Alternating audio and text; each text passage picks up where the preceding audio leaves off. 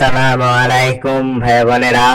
আজকে আমরা দেখবো একটি মোবাইলে কিভাবে রিসেট মারতে হয়।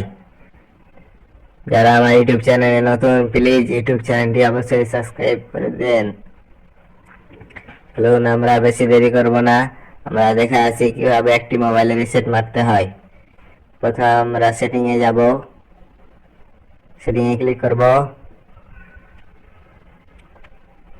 এরপর আমরা সার্চ বারে যাব, দিয়ে সার্চ করব ফ্যাক্টরি ডাটা রিসেট, FACTORI।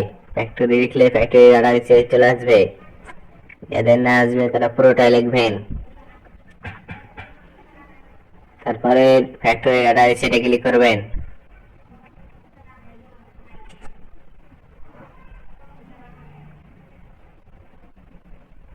এরপর আর ফ্যাক্টরি ডাটা রিসেট আসবে, আবার ফ্যাক্টরি ডাটা রিসেটে ক্লিক করবেন। এরপর নিচে যাবেন, রিসেট লেখা থাকবে, রিসেটে ক্লিক করলে আপনার মোবাইলে সকল ইনফরমেশন ডিলিট হয়ে যাবে, আপনার মোবাইল একদম নতুন হয়ে যাবে।